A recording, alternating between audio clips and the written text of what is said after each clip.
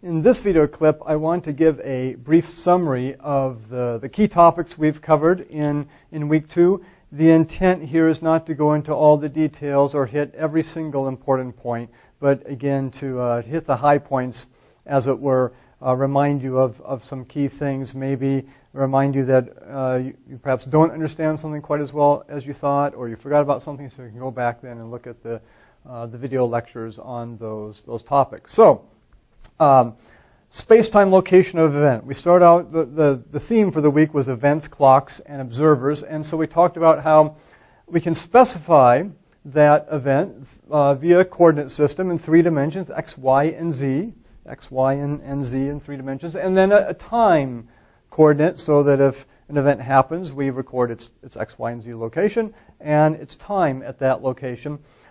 Or just x and t. We're going to, for the most part, just deal with things in 1 dimension along the x-axis to make things a little simpler. So we'd specify its location on the x-axis, either in the positive direction or the negative direction, and specify some origin point, and then the time of a certain event as well. That led to some questions, however, and one key question was how to specify the time. How to specify the time. For the x, y, and z coordinates, we assume, of course, we have some measuring system and units of length and so on and so forth. But, and certainly for the time, too, we have clocks, but the question is, if an event happens out there someplace, a flash of light, our classic standard event, and we can specify the x, y, and z coordinates, or just the x coordinate along the x-axis, how do we specify the time? Well, we could say, I've got a nice master clock right next to me here if I'm the observer. I see the flash occur, record the coordinates out there, x, y, and z, and then when I see the flash of light, if it is a flash of light, I record the time on my clock.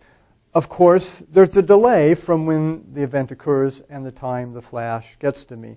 In most of our real-life situations, the delay is imperceptible, so we don't worry about it. But if we want to be precise, we'd have to take that into account. Now, we certainly can do that so that we could sort of have a little formula for the delay. It's not that difficult, but we'd rather not have to deal with that. So alternatively, what we've imagined is that we have a lattice or a grid of clocks. In other words, we have imaginary clocks at every single point along the x-axis, or in 3 dimensions, every single point in space that we want. And when we want to specify the time of an event, we just look at the clock at that location. So the flash of light, say it occurs right here, and we record the x-coordinate of it, or x, y, z coordinates, and we look at the clock at that instant in time when the flash occurs, the clock right next to it, so there's no delay. We'll get the clock as close as we want to that point, the imaginary clock, and then that will record the time. So we talked about the so-called photo clock principle.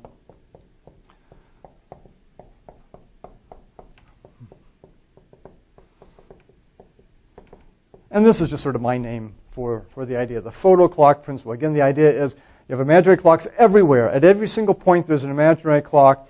And when an event happens at that point, you record the location. Maybe it's inscribed on the clock, the exact location of it, the x value or the x, y, and z values.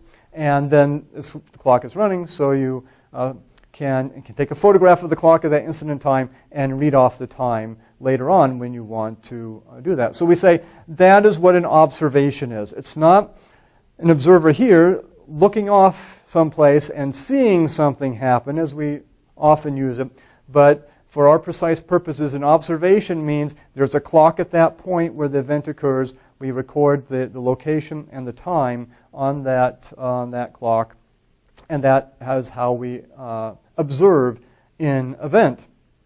Okay. Again, these are imaginary clocks, so if we want to measure things to a millionth of a meter, say, we need 1,000,000 clocks every meter. If we need a billionth of a meter precision, then we need 1,000,000,000 clocks in 1 meter, and so on and so forth. Maybe we're only interested in 1/10 of a meter precision, so then we only need 10 clocks per meter, and things that happen in between the clocks then either essentially go to the nearest clock one way or the other. So there is some imprecision there, but it's an imaginary grid or lattice of clocks Therefore, we can imagine as many clocks as we want and as close together as we want. Now, there's still another key thing here we have to think about with our imaginary grid or lattice of clocks, and that is how to synchronize them.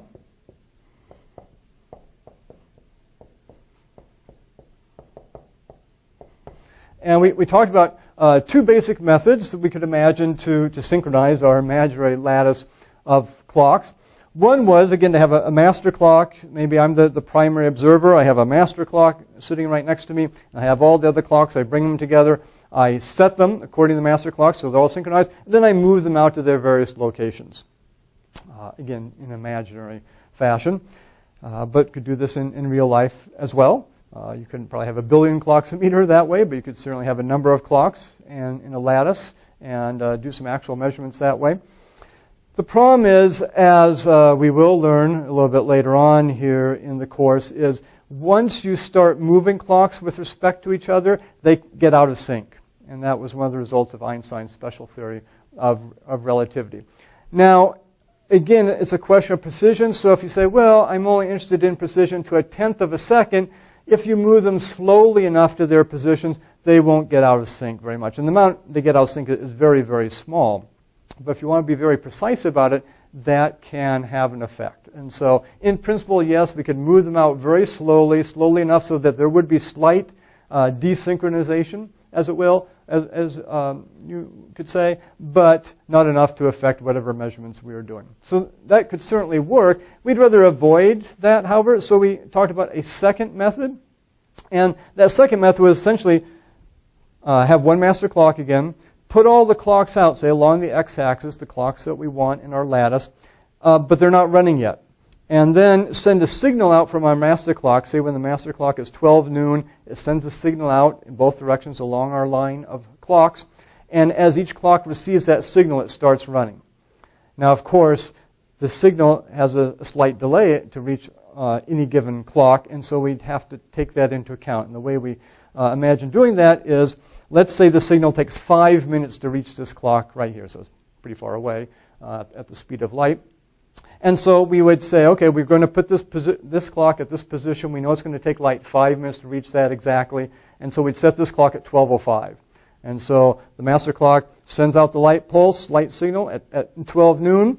5 minutes later, it reaches that clock and turns it on. So it's reading 12:05. The master clock is reading 12:05. And so on and so forth for all the other clocks. So that is certainly another way we could synchronize all our clocks, and it avoids this little problem with once you start moving clocks with respect to each other, they get out of sync. So we certainly consider the problem of how to synchronize and talked about those two methods. Then we moved on to space-time diagrams.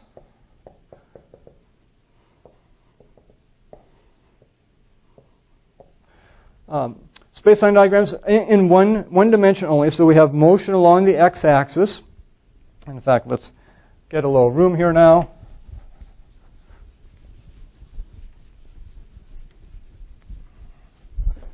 Okay, so here is our x-axis, some origin,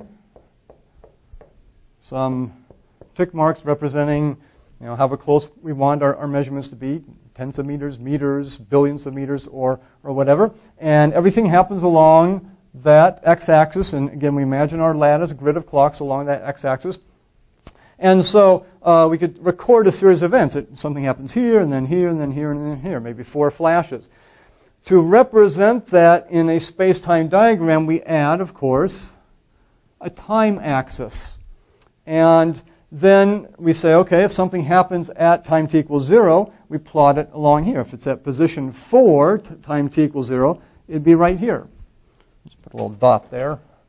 So position 4, x equals 4, time t equals 0, it happens sort of right there. Don't want to mess up my marker too much there. Let's get some more tick marks up here.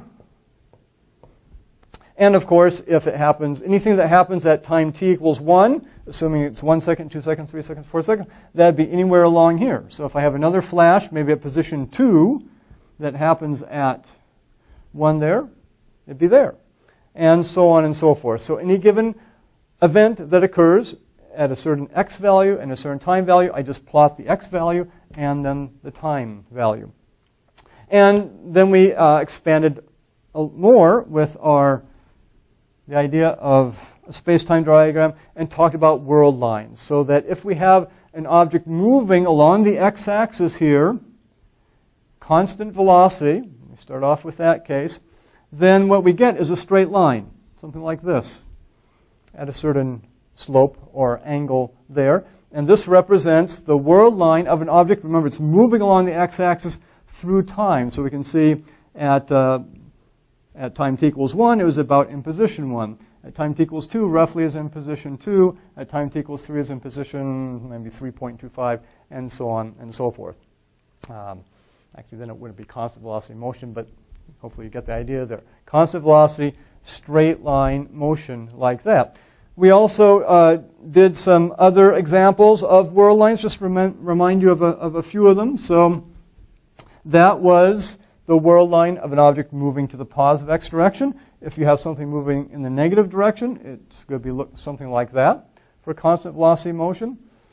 If you have something that's just like this, a world line like that, that is something that is sitting at x equals 2 as time goes on. Time is going up here, and so this object is just sitting at x equals 2 there. That's a stationary object on this space-time diagram. Another example is something like get curved lines. When you have a curved line, that's something that is accelerating, right? Or decelerating, as the case may be. In this case, we can tell actually it's accelerating because you can see for a given amount of time here, it's traveling a farther distance than it is down here. And so when it bends over, it's accelerating. If it was going something like that, let's not quite do that. That gets to infinite acceleration there, or deceleration, I mean. Let's just do something like that. So this is something that's decelerating. It's actually slowing down. And another reason we can tell that is we talked about velocity. And let's not do the accelerating or decelerating so much here because, as we've mentioned, we're just dealing in this course with constant velocity motion, but it's important to know that a curved line is something where the velocity is essentially changing. It's not a constant velocity. Because we talked about if you have a straight line like this, velocity is just distance covered divided by elapsed time. So distance covered, say if it goes to this point right here maybe, something like that. 1, 2, 3, 4, it's covered 4 units in 3 units of time. Distance covered 4 divided by 3. So it'd be 4/3 meters per second or whatever units we would be using there. So we talked about velocity related to the slope of our world line. And we talked about velocity being the run divided by the rise. So that if we have a world line like that, okay, that's a big run divided by a relatively small rise. That's a high velocity object. It's an object that's moving at a higher velocity. It covers a lot of distance in a relatively short amount of time versus a world line for an object like this, lower velocity. It covers less distance in a bigger amount of time. So we noted that the slope of a line, this is a line with bigger slope than this because slope, remember, is rise over run. Velocity on our diagrams is run over rise, the inverse of the slope. So low slope, smaller slope on our space-time diagrams means something that's going faster versus bigger slope means something that's actually going slower there. So that's how velocity works on our diagrams. And so then, if we let's do a green one here, go back just to the acceleration case very, very briefly.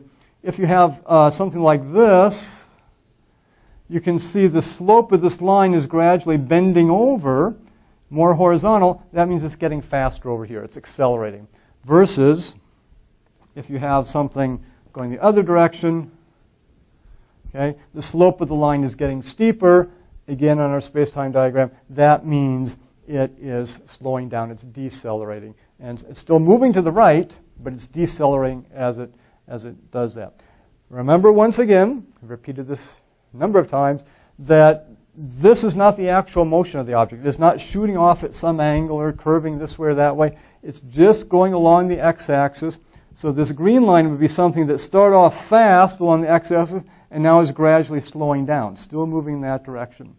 This one here is an object moving fairly quickly in that direction. This object here is something that's moving relatively slower in that direction. This world line here represents something moving in the negative x direction at a constant velocity. So in our assessment quizzes, we did a lot of examples with world lines. So hopefully you'll, if you haven't already, you'll be working through those, and you'll see more of them on the week 2 review quiz as well, based on the things that you did in the assessment quizzes.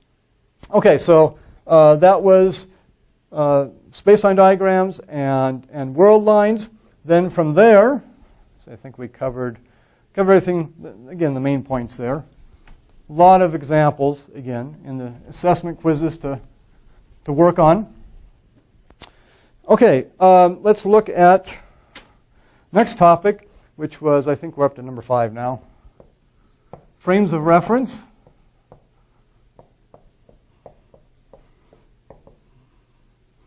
Spent several video lectures looking at frames of reference. Did examples with Alice and Bob, and maybe Earth is involved as well. In the assessment quizzes, we introduced Chris into some of our examples. What's the basic idea here? Well, the basic idea goes back to our lattice of clocks idea. And so, in fact, remember, we've had some props here. Here's Alice, say, in her spaceship. This is her lattice of clocks in the x direction. And we can imagine that, as far as she's concerned, she's just sitting there. And she's watching Bob fly by in his spaceship. She can measure his progress by taking photographs as he goes by each of her clocks. There are more clocks here, too, just not shown. So every single point has a clock where she, if she wanted to, take a photograph at that point as Bob flies by or whatever happens at that point. It records the time and the location of Bob, and therefore she can track his progress. But her frame of reference then is her lattice of synchronized clocks. And as far as she's concerned, with respect to her frame of reference, she's just sitting there. She's not going any place at all. But of course, Bob, could say, is also in the same situation. You know, he's moving by here like this. But as far as he's concerned, he could be sitting there, and it's Alice who's moving. In this case, she'd be moving backwards. Bob would say, hey, Alice, I'm not moving. You're moving backwards. And Alice would say, I'm not moving. You're moving in that direction, the positive x direction. So Bob also has his frame of reference, which consists of his lattice of clocks. And his frame of reference is, as far as he's concerned, he's at rest. He's got his lattice of clocks. He can measure anything, any space-time event, according to his frame of reference. Alice can measure any space-time event with respect to her frame of reference. And in a little bit, we get to the Galilean transformation that allows us to convert between the two different measurements, what Alice might measure versus what Bob might measure in terms of any given space-time event. But before we got to that, we had to make sure the concept was clear of a frame of reference. Again, it's imagine it just, if these props help or these images help, imagine it as, say for Alice here, just her lattice of clocks, or any observer. It doesn't have to be Alice and Bob and their spaceships. You can say, here I am. I'm an observer. I have my imaginary lattice of clocks. As far as I'm concerned, I'm stationary here, and I measure things going by with respect to that. Somebody else who maybe is traveling by has their own imaginary lattice of clocks, and they can measure things with respect to that. And the observer always stays at the origin of their frame of reference. So, talked about concepts of frame of reference, did some examples with Alice and Bob and world lines as well. We also talked about the concept of an inertial frame of reference. Again, we didn't go too deep into how you'd specify this and some of the technicalities of determining whether you're an inertial frame of reference or not. For our purposes, it's easier maybe to think of a non-inertial frame of reference, and that's one where there's acceleration involved, acceleration or deceleration. So if you're riding a car and you feel that acceleration, the car's acceleration, you push back in your seat. You feel that. If you're going around a corner, that's also a situation with acceleration. You're thrown to one side or the other. If, however, you're traveling along at a constant velocity, assuming you don't feel any wind or anything like that, you're inside a car, then you really don't feel, you're not pushed back in your seat, you're not thrown forward, and therefore, in that direction at least, that's constant velocity, inertial motion. You're in an inertial frame of reference. And the special theory of relativity only deals with inertial frames of reference. So everything we do, we will assume that that's what we're working with here, that we don't have any accelerations involved, at least in the direction that we are considering, usually just the x-axis. We also talked a little bit about combining velocities.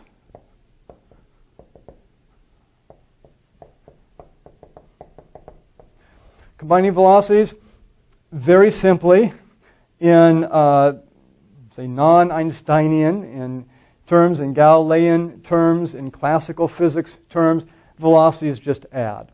So if I'm able to throw a baseball or a basketball, tennis ball, whatever, at a certain velocity, say I just have a machine that shoots a ball out. In the video lectures, we did an example with escape pods, Bob having an escape pod on a spaceship, but you can also imagine just a machine that shoots some sort of object out, a ball out, say, and let's say that machine can shoot the ball at 100 kilometers per hour in that direction, and I can measure that. And maybe Bob's standing over there, he measures that coming toward him. If I then get in a car, put the machine on the car, and move at, let's just say 60 kilometers an hour toward Bob, and shoot the ball leaves the machine at 100 kilometers per hour, but the car is also moving at 60 kilometers per hour towards Bob, and so he sees the velocities add, total is 160 kilometers per hour. Or if I have the car going the other direction away from Bob, so it's 100 kilometers per hour going, or 60 kilometers per hour going this way, and the machine is shooting at 100 kilometers per hour, it subtracts. So the effective velocity towards Bob then is 100 minus 60 or 40 kilometers per hour. And of course, if the car is going even faster that way, say 120 kilometers an hour, shoots the ball 100 this way, the ball ends up still going that way, although at only 20 kilometers per hour. Again, the difference between them. So when we're dealing with classical physics before we get to Einstein, combining velocities is very simple. Velocities simply add. Or subtract, depending on the direction of motion there. Even after Einstein, this is true as long as the velocities are low enough, which essentially means most velocities in common everyday life, unless you're working in a physics lab or something like that. So for now, at least, combining velocities is very simple. They just add or subtract. And then finally, we talked about the Galilean transformation.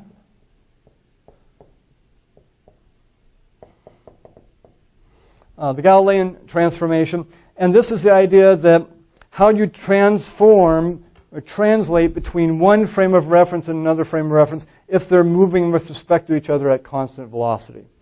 Okay? Maybe Alice measures something on her clock, one of her clocks in her position, and if Bob happens to be moving at a constant velocity with respect to her, what would he measure for that event on his clocks and his measuring sticks, as it were, his measuring system? Now, we've actually, when we didn't really derive this, we motivated the equations for this. In fact, let me get a little room here. And we did it with Alice and Bob. In the assessment quiz on one of them, we actually introduced just person 1 and person 2, because it's good not to get too hung up on a certain, Alice is always doing this, Bob is always doing that, because this is one of those things that you can really get confused with plus and minus signs. So let me introduce sort of another way to look at it that can be helpful. The idea here is you memorize one basic situation, and then if you are sure about that, you can usually very easily apply it to a second situation. So we're going to have two frames of reference here, and we're going to label them the lab frame. So this actually isn't officially, it's a summary of what we've done, but slightly different terminology here, so we're introducing something a little new. And we're going to talk about the rocket frame. Two frames, lab and rocket frame. So the advantage of this is versus, say, Alice and Bob, you say, okay, in general usage, the lab is stationary, the rocket is what's moving here. And so here's our rocket going by with some velocity v, and we're going to assume that the rocket is going to the right. So that's going to be our standard situation. Lab frame observing a rocket or whatever object it is moving to the right there. And of course, if this is Bob or Alice, whoever, in the rocket frame, the rocket has its own frame of reference. Okay, so as far as this is concerned, whoever is in the rocket is stationary, has their imaginary clocks going in both directions there, and they could measure any event on their clocks. But the question is, if they measure something on their clocks, what is the measurement going to be? What are the coordinates going to be in the lab frame? And again, without going into sort of how we semi-derived it, let's just write down the basic equation here is, assuming something has been measured, again, let's say it's Bob here. He's going along here, and he sees an event out here someplace, and he records it on his clock there. The question is, what is that on? Let's say Alice is in the lab here. So Alice is stationary, watching Bob goes by. Bob records something way out there. The question is, what is the location and time on Alice's clock? So it'd be, Alice's clock, something like that at that instant of time. So here is the basic equation in lab and rocket terms. X lab equals X rocket. Okay, and then here's the key thing. Is it plus or is it minus? Okay, because essentially we know the distance between the rocket and the lab in terms of the origin, and we always assume that at t equals 0, should have mentioned this, reminded you of it, at t equals 0 their origins were the same, so they're right next to each other. And then at a later time, the rocket goes in that direction to the right. That's what we're assuming. So note that the lab position here is going to be greater. Okay, so we're imagining it was right out there, that last clock, say, on our prop here. And clearly, if the rocket is moving in that direction and measures something way out there at this instant of time, then for the lab frame, it's going to be at a greater position, a greater x location than in this frame. And so it's a plus sign. So it goes plus vt, where the velocity times the time elapsed is just how far the rocket has moved in that given amount of time. So at time t equals 0, they're right here. And if Bob, at that instant in time, saw something here, if I can get this, saw something right there, then Alice would see it at the same clock and position. But a little bit later, velocity times time, Bob has moved a certain distance, and therefore, if it's the same clock, it's that clock distance plus the time he's moved, or the distance he's moved. Velocity times time. So this is the basic equation. X lab equals X rocket plus VT. So again, lab frame, rocket moving to the right. They start at t equals 0 right next to each other. The rocket's coming by, and then right at t equals 0, it passes by the origin there, and then continues on that direction. So the lab value here for the location of whatever event occurs that's been measured in the rocket frame is going to be greater by VT than what it is in the rocket frame, because the rocket is going off there to the right in the positive x direction. So if you remember this basic situation, say, okay, lab frame, a rocket moving to the right, here's the Galilean transformation. If I measure something in the rocket frame and I need to find out what it is, what the location is in the lab frame, the stationary frame in our example, you just add VT to it. And then given that, you can say, okay, what about other situations? Well, what if the rocket was moving the other direction, to the left? You just change the sign here. It just becomes minus VT. And then you can say, that's really the same thing. So you can say X lab equals X rocket minus VT. Okay, so this is motion to right. And this is motion to the left, negative direction. And then you say, well, what about the rocket itself? Remember, the person on the rocket, they have their own frame of reference. With respect to them, the lab is moving to the left, right? They're moving to the right, but if they're motionless, everything else is moving to the left. And therefore, you use the left equation, the left motion equation. So we have a left motion equation and a right motion equation. And you just have to say, okay, if we're really talking about the rocket, the person in the rocket, the observer in the rocket, then they are the lab now. And whatever they're watching outside of them is the rocket or the moving object. So we could say the stationary observer and the moving object, if you want to look at it that way. But again, I'd recommend to sort of get one situation visualized in your mind and know how it works, and then you should be able to figure out the other situations depending on whether you're moving left or right, and it's just a difference in minus sign there. And again, it's very easy to mix it up and get the wrong minus sign there. So it does usually require, until you've done this a lot, requires a little bit of thinking. Make sure you understand the situation, which way the motion is, who is the stationary observer. Could be either the rocket person or the person in the lab. It just depends whose frame of reference we're talking about. And then the correct equation based on either motion to the right or motion to the left. So that's maybe a little bit longer summary than anticipated here, but I did want to go into a few of those details. And it gives you a nice overview of the things we've done in week 2. And then as we move into week 3, where we talk about things like waves and the Michelson-Morley experiment and stellar aberration and Einstein's 2 key principles or postulates that were the foundation for his special theory of relativity. So all that is coming up.